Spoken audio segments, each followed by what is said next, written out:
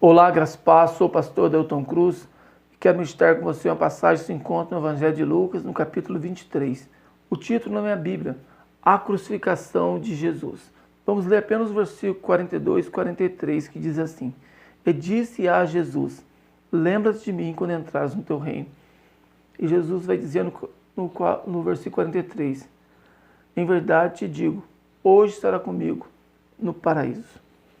Bom, a história não começa aqui. Em Gênesis capítulo 3, nós vamos ver que Eva começa a conversar com a serpente. Satanás estava usando ali aquele animal para conversar com ela. E o inimigo começa a colocar dúvidas no coração de Eva a respeito do caráter de Deus. O pecado ele não nasce grande, mas ele nasce pequeno e gradativamente vai aumentando até concluir-se a queda de Eva. E Eva agora começa a questionar o caráter de Deus, a respeito das ordenanças de Deus.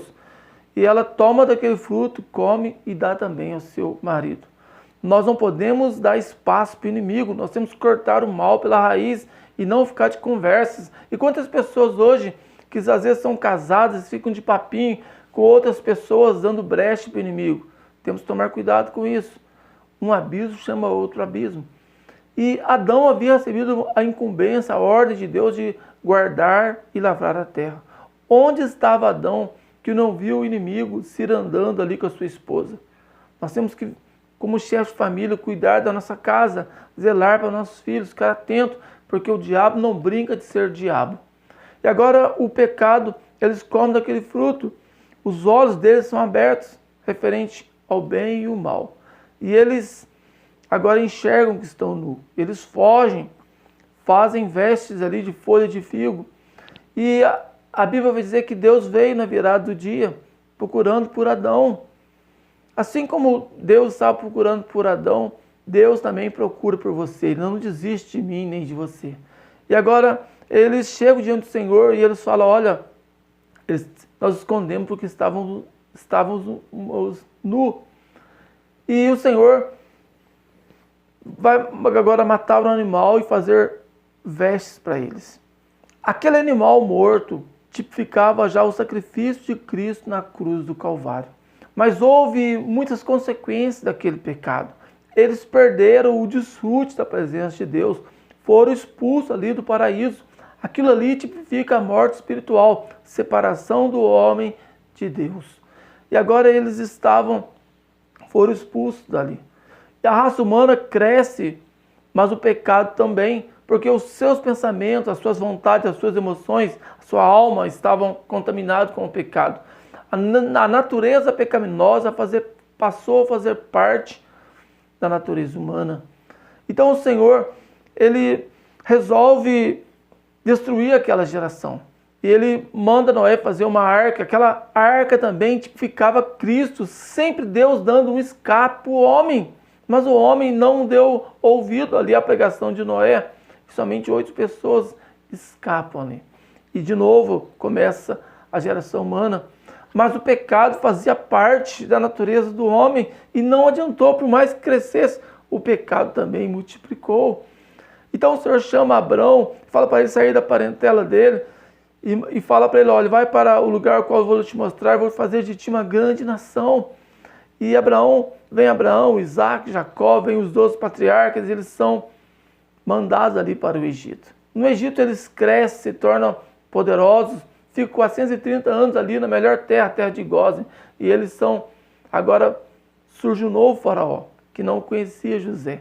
Eles começam a ser oprimidos, então Deus levanta Moisés, e Moisés vem com poder, e Moisés ora, o mar abre, Moisés ora, Deus tira a água da rocha.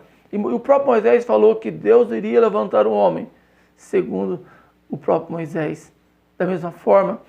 E aquele povo agora é introduzido na terra prometida. E Josué lidera aquele povo, mas de novo eles têm uma segunda chance. Assim como Adão e Eva foram colocados no paraíso, eles foram colocados ali na terra que manava leite e mel. E Deus estava ali como um desfrute para eles. Mas eles rejeitam o Senhor, o manancial de água viva, e eles cavam cisternas rachadas que não retêm água. Eles deixam de buscar a Deus, se tornam idólatras, se tornam começam a cometer toda sorte de pecado, e Deus permite que outras nações se levantem e oprimam aquele povo. Então eles clamam ao Senhor, Deus levanta profetas, Deus levanta heróis ali da fé, mas aquele povo, eles eram inconstantes, obstinados pelo pecado, e por mais que Deus levantasse homens para ajudá-los, para socorrê-los, eles sempre se perdiam. Alguns profetas eles queimaram, outros eles serraram o meio, outros eles mataram a pedrada, eles se tornaram rebeldes contra o próprio Deus. Então Deus permitiu que a Assíria levasse 10 tribos, o reino do norte, ficou somente 2 tribos ali, mas eles também se perverteram e eles foram levados para a Babilônia, passam 70 anos. E sempre Deus levantando profetas, e agora eles voltam para a terra prometida. Mas de novo eles se perdem, se desviam, mesmo estando tendo ali Esdras ensinando a palavra, Neemias restaurando os muros, mas eles não conseguiam enxergar Deus, porque os seus olhos estavam contaminados pelo pecado, eles só enxergavam o pecado, e nós não podemos ser dessa forma. Nós temos que orar a Deus, falar: Senhor, transforma o nosso coração, transforma o meu coração, faz o meu coração uma terra fértil, não me deixe ser como essas pessoas inclinadas para o pecado, Senhor, mas me ajuda a olhar para a tua luz, porque em João capítulo 3, versículo 19, vai dizer assim: a condenação é essa, porque a luz veio ao mundo, mas eles amaram mais as trevas, porque as suas obras eram más. Esses homens eram maus, obstinados, inclinados para o pecado, e nós não podemos ser assim. Nós temos que olhar para a luz, andar na luz, andar com Jesus. E agora esse povo, eles estão de novo na terra prometida, mas vem outros povos e o dominam, porque eles eram obstinados, eles abandonam de novo a Deus. Agora os romanos estão os oprimindo, e eles estavam esperando um rei que viesse em glória para libertar eles do jugo de Roma. Mas vem Jesus montado num jumentinho, simples, carpinteiro, um homem simples, homem de dores, e eles não conseguiram enxergar. Imagina Jesus olhando aquele povo, aqueles saduceus, fariseus, todos religiosos que adoravam a Deus somente com a boca, que ensinavam leis e preceitos, mas que tinham o coração distante de Deus. E Jesus vendo tudo aquilo, Jesus se levanta pregando a palavra, pregando o evangelho, realizando curas, milagres e prodígios. Mas os religiosos da época ficaram com inveja. E Jesus agora estava em Jerusalém, celebrando a última ceia. E Judas, ele traz Jesus. Vende Jesus por 30 moedas de prata. Jesus estava orando ali no Monte das Oliveiras com seus discípulos, e chega Judas liderando ali um grupo ali de homens, e eles prendem Jesus. Jesus é levado para o Sinédrio, ele apanha, eles batem Jesus. Jesus havia falado para Pedro: olha, antes que o galo cante 3 vezes, você vai me negar. E Jesus estava apanhando ali, de repente o galo canta. Então Jesus olha para Pedro, não com olhar de acusação, mas acredito com olhar de amor. Eu ainda conto com você, toma posição. Às vezes nós somos como Pedro, nós erramos, falhamos, mas Jesus não desiste de nós. Assim como Deus não desistiu de Adão, o Senhor também não desiste de nós. Mesmo quando nós erramos, nós falhamos, se nós olharmos para o Senhor, nós vamos encontrar o olhar de amor, de misericórdia do Senhor, dizendo: eu ainda conto com você, se levante. E agora Jesus é levado para Pilatos. E Pilatos, vendo que ele era inocente, e vendo que aquele povo estava com inveja, com ciúmes dele, ele queria liberar Jesus, mas eles não queriam. Então ele manda Jesus para Herodes, já que ele soube que Jesus era galileu. E Jesus é levado para Herodes. Herodes não enxerga nenhum mal nele, e ele manda de volta para Pilatos. E Pilatos fala: eu vou dar uma surra nele, vou castigá-lo e soltar. Eles não queriam. E por ocasião da Páscoa, eles sempre soltavam um criminoso. Então Pilatos falou: está aqui Barrabás. Barrabás tinha sido líder de uma revolta, e havia ocorrido um homicídio, e Barrabás estava envolvido nisso. Barrabás tipificava a carne, e do outro lado estava Jesus. Havia feito somente o bem, havia ressuscitado mortos, curado, dando vista aos cegos, e eles puderam escolher entre Barrabás e Jesus, o líder carnal, o líder espiritual. Quem você tem escolhido? Jesus ou o mundo? E eles escolheram Barrabás. Então Jesus agora ele foi condenado à morte, foi crucificado e todos zombavam de Jesus. E nós chegamos aqui no texto ao qual nós lemos, os sacerdotes zombavam, o povo zombava, o mesmo povo que estava ali com Jesus, que viu Jesus fazendo milagres, eles zombavam de Jesus. Os romanos zombavam, os soldados zombavam, e até um dos malfeitores começou a zombar. Mas Jesus fez uma oração no versículo 34, e dizia Jesus: Pai, perdoa, porque eles não sabem o que fazem. Eu acredito que essa oração mexeu com a estrutura daquele ladrão que estava ao lado ali.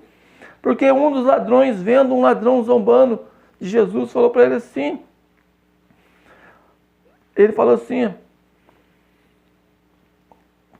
tu nem ainda teme a Deus estando na mesma condenação? Nós, na verdade, com justiça merecemos. Ele reconheceu que ele era pecador, estava padecendo porque mereceu aquilo. Mas quando ele fala assim, mas esse não, ele é inocente.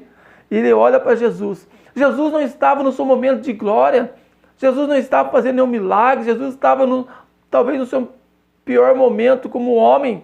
Sobre Jesus estavam todos os pecados, estava moído pela iniquidade de toda a humanidade. E mesmo assim ele olha para Jesus. As palavras de Jesus tiveram poder para mudar aquele homem. E ele fala para Jesus: lembra de mim quando o Senhor entrar no teu reino. E Jesus mesmo, ferido, moído, separado do Pai, ele só emanava amor. Ele olha para aquele homem e fala: hoje mesmo estará comigo no paraíso. Jesus não desistia, ele valorizava cada ser humano, e mesmo ali morrendo, sofrendo conforme ele estava, ele salvou aquele homem.